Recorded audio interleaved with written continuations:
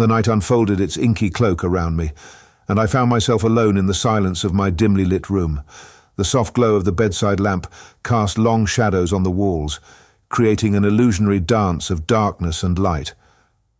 As I settled into the embrace of my cozy bed, a peculiar sensation gripped me, the feeling of being watched, and I dismissed it as a trick of the imagination, a product of the eerie stillness that envelops the world in the dead of night. Yet, a persistent unease settled over me, like a shroud that clung to the edges of my consciousness. I turned on my side, attempting to shake off the disquiet, and that's when I saw it, a shadow lurking in the corner of my room. At first, it seemed like an ordinary silhouette cast by the gentle play of light and shadow, but as my eyes adjusted to the darkness, I realized that this shadow possessed an unnatural depth, a density that seemed to defy the laws of physics. It clung to the corners, a formless void that stood apart from the ordinary darkness of the room. A chill crawled up my spine as I fixated on the shadow. It had a subtle rhythmic movement, a pulsating presence that sent shivers down my arms. My breath caught in my throat as I considered the possibility that I wasn't alone. Compelled by an inexplicable curiosity, I sat up, my eyes never leaving the enigmatic shadow. It lingered in the farthest corner, neither advancing nor receding. It was as if it existed in a dimension of its own, a dimension that intersected with the solitude of my room. I reached for the lamp, hesitating for a moment before bathing the room in light. The shadow recoiled, shrinking into the corner, its contours becoming less distinct. I convinced myself that it was a mere trick of the mind, a play of imagination in the silent hours of the night. Determined to dispel the eerie atmosphere, I crawled out of bed and ventured into the room, my steps echoing in the hush of darkness. I examined the corner where the shadow had lingered, finding nothing unusual. The room felt emptier, devoid of the disconcerting presence that had unsettled me moments before. I returned to bed, convincing myself that the shadow had been a figment of my imagination, a spectre conjured by the solitude of the night. As I closed my eyes, I tried to drift into the realm of dreams, seeking solace in the escapism of sleep. But the moment my eyes shut, I felt the presence again. The shadow emerged from the corners, bolder and more defined. It crept across the room, a creeping void that defied the boundaries of the physical world. Panic seized me, my rational mind waging a losing battle against the instinctive fear that gripped my heart. I fumbled for the lamp, casting light upon the room once more. The shadow retreated, a spectral wraith vanishing into the folds of the night. My breaths came in ragged gasps as I grappled with the inexplicable terror that had taken root in the sanctity of my room.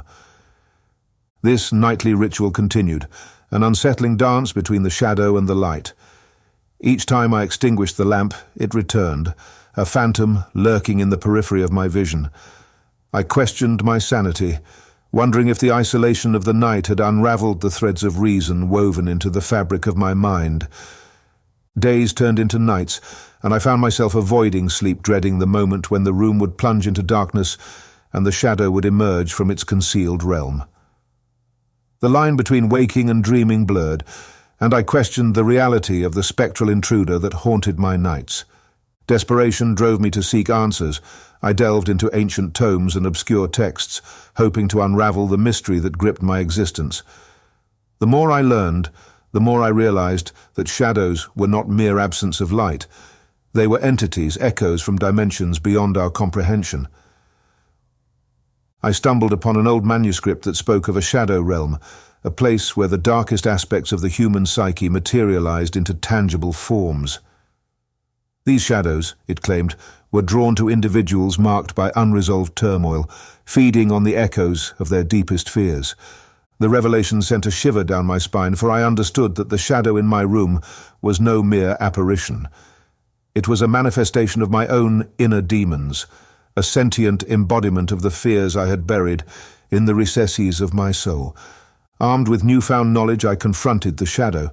I spoke to it, addressing the fears that had birthed its existence. The room trembled with an otherworldly energy as I bared my soul to the formless void. The shadow wavered, its movements erratic, as if grappling with the emotions that fueled its existence. In that vulnerable exchange, a strange connection formed between us. I felt the weight of my fears lifting, dissipating into the ether. The shadow, no longer a menacing spectre, seemed to shrink in size, its once formidable presence diminishing. As the first light of dawn painted the horizon, I realized that the shadow had receded, vanquished by the catharsis of my admission. The room, once haunted by an oppressive darkness, now basked in the warmth of morning light. Days turned into nights, and the shadow's visits became less frequent. It seemed to have lost its malevolent edge, reduced to a mere wisp that occasionally lingered in the corners. I found solace in the newfound understanding, the revelation that the shadow was a reflection of the internal struggles I had long ignored. With time, the shadow became a silent companion rather than a harbinger of fear. It no longer crept into the room with menacing intent, but rather stood as a reminder, a spectral guardian that urged me to confront the shadows within. I learned to coexist with the enigmatic presence, acknowledging its existence without succumbing to the dread that once consumed me. The room, once tainted by spectral terror, transformed into a sanctuary where light and shadow danced in delicate harmony. As the seasons changed and years passed, the shadow in the corner of my room became a spectral relic, a symbol of the resilience of the human spirit in the face of its own darkness.